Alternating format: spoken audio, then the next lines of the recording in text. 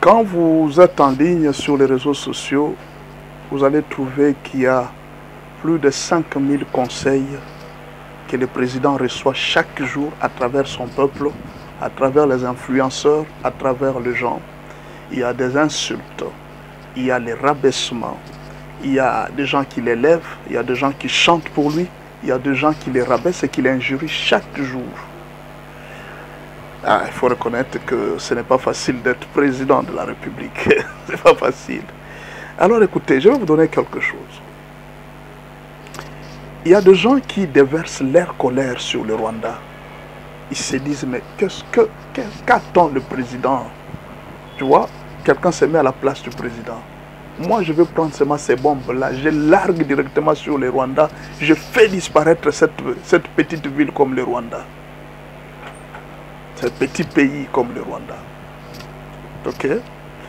L'autre dit, mais en fait, le président Félix, il n'a qu'à signer directement avec Poutine. Et puis là, Poutine vient avec Satan, et Satan 2 ou Satan 1. Alors, nous effaçons la carte du Rwanda. Ok? Il écoute, il encaisse. Les autres disent, non mais monsieur le président, tu dois faire très attention. Tu vois, il faut éviter beaucoup de voyages. Les Américains risquent de te tuer. Les autres disent non, mais le président Félix, c'est un homme faible. Il ne peut rien devant Kagame. Il ne peut rien. Qu'est-ce qu'il va faire avec Kagame? Kagame, c'est un expert de la guerre. Tout ce qu'on sait, c'est que le président Félix, bon, c'est un homme faible. D'ailleurs, il va se soumettre devant Kagame. En fait, il est là, il écoute nos conseils, tout ce que nous disons sur les réseaux sociaux. Il suit. Les autres disent non, vous voyez, le président Félix, il est en train d'aller maintenant supplier Kagame pour que Kagame...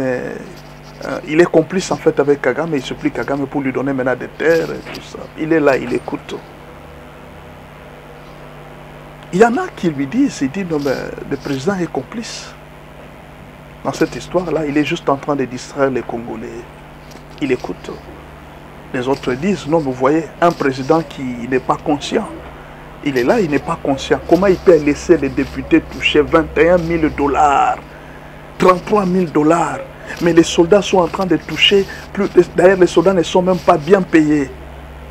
Il écoute. Il est là, il nous suit. Chaque jour, quand nous parlons là, le président nous écoute. Il écoute chacun. Vous savez, les réseaux sociaux, c'est ça la force des réseaux sociaux. Je peux parler ici, le président est chez lui à la maison, il me suit et il m'écoute. Moi-même qui viens de parler, je ne sais même pas si le président m'a suivi. C'est très secret. Personne ne te dira que le président t'a suivi. C'est difficile. Mais il est là. Il nous écoute tous. Quand on l'injurie, il nous écoute. Quand on injurie sa femme, il nous écoute. Tout ce que nous faisons sur les réseaux sociaux, le président nous écoute. De l'autre côté, il reçoit des appels téléphoniques. Ou alors, il est appelé à l'ambassade de Russie. Voilà, monsieur le président, il y a tel plan qui est organisé pour toi. Il écoute. Fais attention. L'ambassade des États-Unis l'appelle. Monsieur le président, fais attention. Nous avons remarqué telle activité. Voici ce qui vient des États-Unis. Il écoute. À un moment, ce sont les politiciens qui viennent. Non, monsieur le président, nous avons remarqué ceci pour que le pays avance bien. Il faut que nous arrivions à faire ceci, à faire cela. Il écoute. À un moment, ce sont les Ouazalendo qui l'appellent. Monsieur le président, en tout cas, ce que nous avons remarqué sur le terrain, voici ce que nous avons remarqué. Et tout ça, il y a tel problème. Ici, si tu donnes seulement ça, la solution de la RDC va finir. Il écoute. Mettez-vous à la place du président. Ce n'est pas facile. Il a des conseillers. Il écoute ce que les conseillers lui disent. Il a des amis présidents. Quand il fait des voyages, il écoute ce que les amis lui disent. Il fait beaucoup de voyages. Il y a des amis présidents. Il a un allié sûr. Le président sud-africain. C'est sûr que quand ils sont ensemble, ils parlent. Quelqu'un vient lui dire, dit, monsieur le président, fais attention. Tu es contrôlé par les États-Unis. Les États-Unis sont déjà mis à l'écoute. Tu es le président le plus surveillé au monde.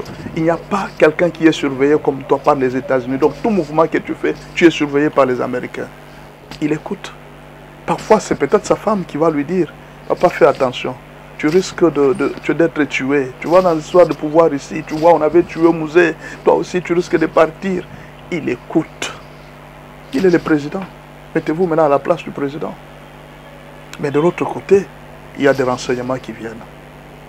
l'ANER lui donne des renseignements, la DEMIAP lui donne des renseignements, les services de sécurité internationaux, lui donnent des renseignements. Il y a même des gens qui sont des privés qui lui donnent des renseignements. Il y a des prophètes qui viennent, qui lui donnent des messages. Et ces prophètes-là, quand ils vous donnent des messages, ça ne rate pas. Il est là, il écoute tout. Ce n'est pas facile d'être président, mes frères. Les insultes, les injures,